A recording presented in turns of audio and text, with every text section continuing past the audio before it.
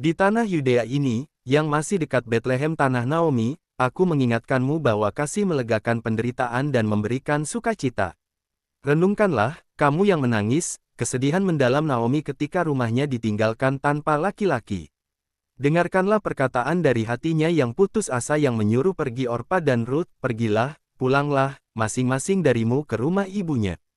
Semoga Allah menunjukkan kasih-Nya kepadamu, seperti yang kamu tunjukkan kepada orang-orang yang sudah meninggal itu dan kepadaku, dengarkanlah desakan letihnya.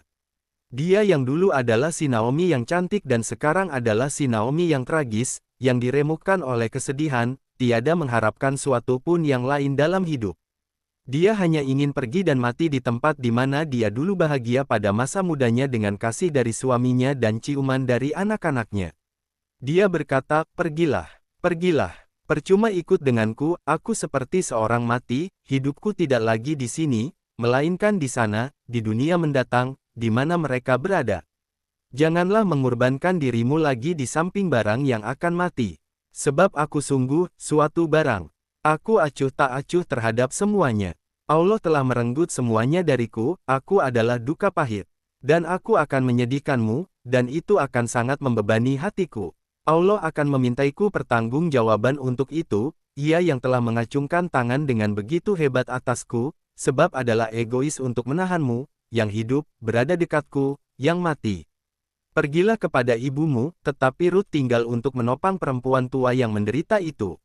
Rut sudah mengerti bahwa ada penderitaan-penderitaan yang selalu lebih besar dari penderitaan diri sendiri dan bahwa kesedihannya sebagai seorang janda muda adalah lebih ringan dari kesedihan perempuan itu yang sudah kehilangan suami dan kedua putranya, seperti kesedihan seorang anak yatim piatu, yang terpaksa hidup mengemis, tanpa belayan kasih, tanpa nasihat yang baik, jauh lebih besar dari kesedihan mendalam seorang ibu yang kehilangan anak-anaknya, begitu pula penyesalan mendalam dari dia, yang karena sejumlah alasan, bertindak sejauh membenci umat manusia dan melihat dalam diri setiap orang musuh yang harus ditakutinya dan terhadap siapa dia harus mempertahankan diri, bahkan terlebih besar dari penderitaan-penderitaan lain, sebab menyangkut bukan hanya daging, darah dan mentalitas, melainkan juga jiwa dengan segala kewajiban dan hak adikodratinya dan menghantar jiwa ke neraka.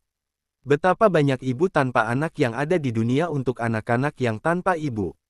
Betapa banyak janda tanpa anak yang ada yang dapat memberikan perhatian pada orang-orang lanjut usia yang sebatang kara.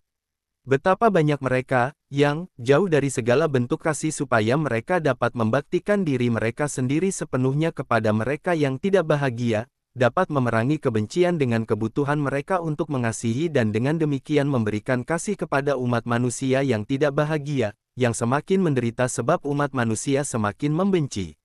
Penderitaan adalah sebuah salib, tetapi adalah juga sebuah sayap. Meratap berarti telanjang untuk mengenakan pakaian kembali. Bangkitlah, kamu yang menangis.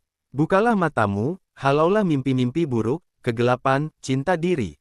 Lihatlah, dunia adalah tanah gersang di mana orang menangis dan mati. Dan dunia berteriak, tolong, melalui mulut anak-anak yatim piatu, mereka yang sakit, mereka yang kesepian, mereka yang bimbang, melalui mulut mereka yang dijadikan tawanan kebencian melalui pengkhianatan atau kekejian. Pergilah di antara mereka yang berteriak. Lupakanlah dirimu sendiri di antara mereka yang dilupakan. Pulihkanlah kesehatanmu di antara mereka yang sakit. Jadilah orang yang berpengharapan di antara mereka yang berputus asa. Dunia terbuka bagi mereka yang bersedia untuk melayani Allah dalam diri sesama mereka dan untuk mendapatkan surga, untuk dipersatukan dengan Allah dan dengan mereka yang kita ratapi.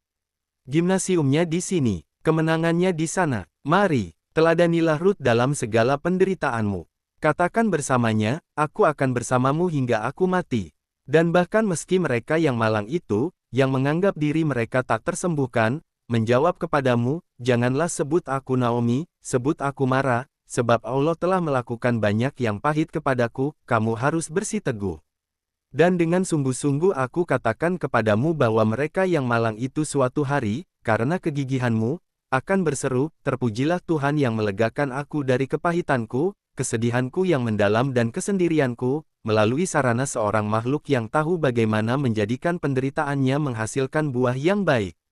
Semoga Allah memberkatinya sebab dia adalah juru selamatku. Ingatlah bahwa kebaikan Rut terhadap Naomi mendatangkan Mesias ke dunia, sebab Mesias diperanakkan dari Daud, sementara Daud diperanakkan dari Isai, Isai dari Obed, Obed dari Boas, Boas dari Salmon, Salmon dari Nahason, Nahason dari Aminadab, Aminadab dari Ram, Ram dari Hezron, Hezron dari Peres, dan mereka mendiami padang-padang Betlehem mempersiapkan leluhur Tuhan.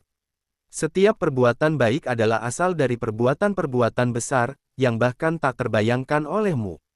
Dan upaya yang dilakukan manusia dalam melawan cinta dirinya sendiri dapat menyebabkan suatu gelombang kasih yang begitu rupa, yang dapat naik semakin tinggi, dengan menopang dalam kejernihannya Dia yang menyebabkannya, hingga gelombang itu menaikkannya ke kaki altar, ke hati Allah.